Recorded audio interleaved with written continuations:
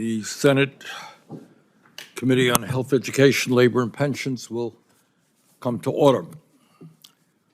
If there is a mantra that exists in this committee, I think on both sides of the aisle, is that an ounce of prevention is worth more than a pound of cure.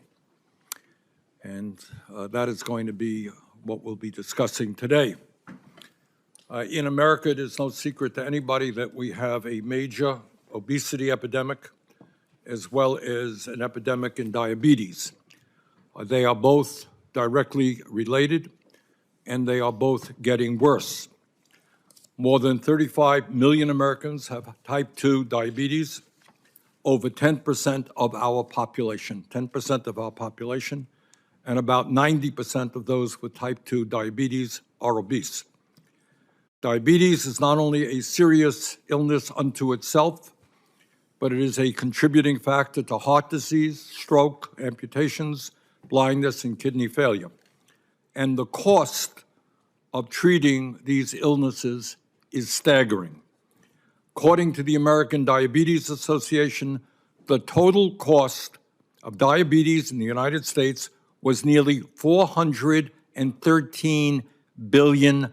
$413 billion, up 27% over the past 6 years. This amounts to about 10% of our total health care expenditures. That is an unbelievable and unsustainable amount of money. And when we talk about the type 2 diabetes epidemic and the huge increase in new cases, we must also talk about the epidemic of obesity in our country. Some 90% of people with type 2 diabetes are overweight or obese. These two epidemics go hand in hand. The time is long overdue for us to pose some very simple questions. And that is what this hearing is about today. How did it happen that, according to the CDC, the rate of childhood obesity in America has tripled since the 1970s and has gotten so bad that 1 out of every 5 children in our country is now obese? How has it happened that over 40% of adults in the United States today are obese? And in my view, the answers to these questions are not very complicated. For decades, Congress and the FDA have allowed large corporations to make huge profits by enticing children and adults to consume ultra-processed food and beverages loaded up with sugar, salt, and saturated fat.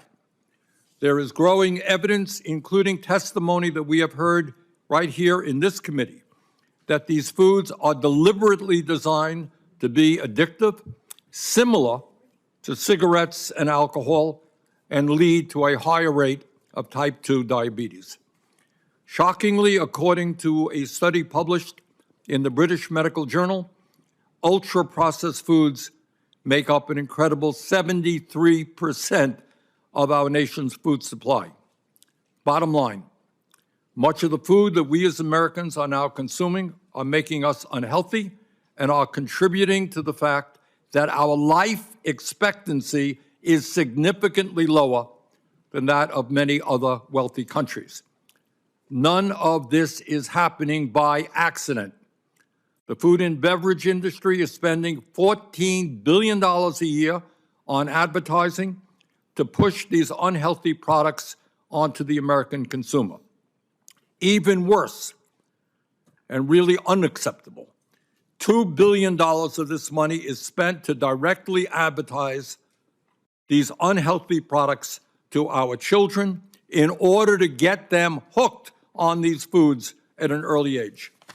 According to the Rudd Center for Food Policy and Obesity, children and teens view about 4,000 food and beverage ads on television each year, an average of 10 advertisements per day. Last year, for example, Coca-Cola spent $327 million on advertising in the United States alone, while it raked in more than $9.5 billion in profits. Not one of these ads will tell you that a 20-ounce bottle of Coke contains more than 15 teaspoons of sugar. 15 teaspoons of sugar, over twice the recommended daily limit for kids. Now, one of these ads will tell you that drinking 1 can of Coke a day could increase your chance of getting type 2 diabetes by up to 26%. Given this reality, which has been widely discussed by scientists and doctors for decades, this really is not new news. The question then arises, what has the Food and Drug Administration, the FDA, done to address these epidemics which have impacted the health of millions of Americans and cost us hundreds of billions of dollars each year? As far as I can tell, the answer is not much. Way back in 2010, the National Academy of Medicine recommended that the food and beverage industry be required to put nutrition labels on the front of their products that the American people could easily understand. That was in 2010. On June 13, 2023, the FDA announced that it would propose a rule to require the food and beverage industry to put nutrition labels on the front of their products no later than October of 2023. The FDA missed that deadline. On December 6, 2023, FDA announced that this proposed rule would be made public in June of 2024. The FDA missed that deadline. On July 5, 2024, the FDA announced that this proposed rule would be made public by October of 2024. The FDA missed that deadline. I have been told that on November 21st, 2024, after more than 14 years of inaction, the FDA finally sent this proposed rule to the Office of Management and Budget for their review, but it has still not been made public. That is unacceptable. In 2016, Chile implemented a law mandating warning labels on the front of unhealthy food and beverage products. After this law was implemented, calories consumed from these products went down by 24%. Similar labels were put into effect in Peru in 2019, in Israel and Mexico in 2020, in Uruguay in 2021, and in Brazil, Colombia, Argentina, and Venezuela from 2022 to 2024. Nearly 30 years ago, the FDA and Congress had the courage to take on a tobacco industry whose products killed over 400,000 Americans every year, including my father. And as a result of these actions, smoking rates among adults dropped from 43% in 1965 to 12% in 2023. Smoking rates among teens dropped even more significantly. That effort was a major success. Now is the time for us to seriously combat the type 2 diabetes and obesity epidemics in this country. In order to do that, we must have the courage to take on the greed of the food and beverage industry, which every day is undermining the health and well-being of our children.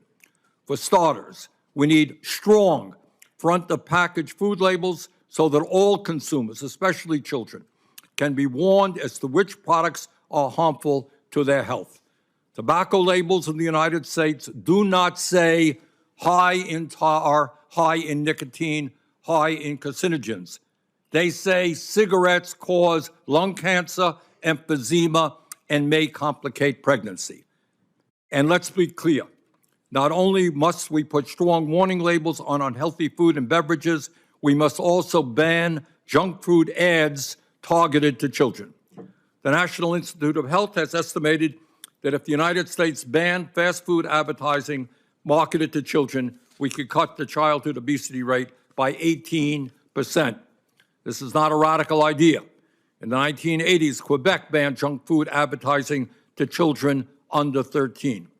Last summer, the World Health Organization called for countries to substantially reduce the marketing of junk food to children, and Norway announced that it would be banning all food and beverage advertisements to kids. Ireland, Portugal, South Korea, Spain, Taiwan, and several other major countries have either seriously restricted or banned junk food ads targeted to children. Not a radical idea. And finally, in my view, we have got to substantially, and this committee has dealt with this a whole lot, reduce the outrageously high prices of diabetes and weight loss drugs for Ozempic and Wegovy. In April, I introduced legislation to enact a federal ban on junk food advertising targeted toward children and to require the FDA to put strong warning labels on products high in added sugar, salt, and saturated fat.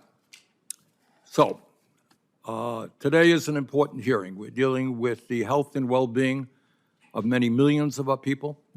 We're dealing with the need to substantially cut back on the hundreds of billions of dollars we now spend on diabetes. So we thank Dr. Califf and Mr. Jones for being with us.